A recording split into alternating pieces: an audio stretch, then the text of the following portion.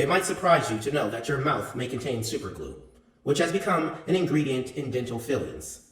Since its invention in 1942, the amazing adhesive that sticks to anything has become a component of many formulas and has found its way into several less commonly known products.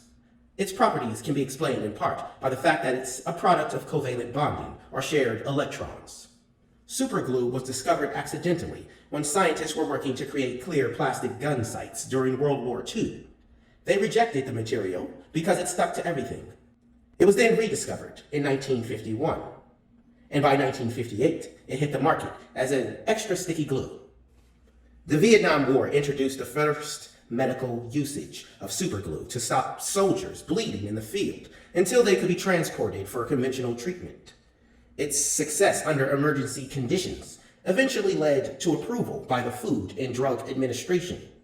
By the early 21st century, a medical-grade version of superglue had been created, and doctors used it for suturing and laceration repair.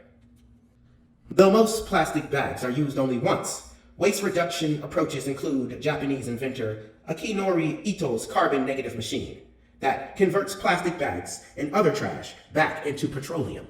Polyethylene was first utilized as an insulator in British radar cables. Polyethylene is basically a long chain of two hydrogen atoms on either side of a carbon atom. After the war, developed nations soon saw the many benefits that a durable plastic like polyethylene could give us. Two types, high density and low density, are manufactured as packaging, containers, and even more important applications such as cold water pipes, insulation, and water vapor barriers in construction. 3D printing. Thermoplastic, a material that becomes liquid when heated and solid when cooled, became a leading material in 3D printing. It can create virtually any shape, and after it's cooled, it's strong and durable. Three-dimensional printing can create some surprising products. Researchers at Wake Forest University, for example, use 3D printing to synthesize a scaffold to repair the bladder. The scaffold is covered with the patient's own cells, so there is very low risk of rejection. By 2002, these researchers had employed a similar technique to create a functioning kidney for transplant, and by 2008, customized prosthetics that had been created with the method. It seems no object is too large to be created using a 3D printer. In 2011, the world's first 3D printed car was unveiled. It gets 200 miles per gallon on the highway and 100 miles per gallon in the city. Programmable matter. The ability to give commands, in essence to run code through material, lies at the heart of programmable matter.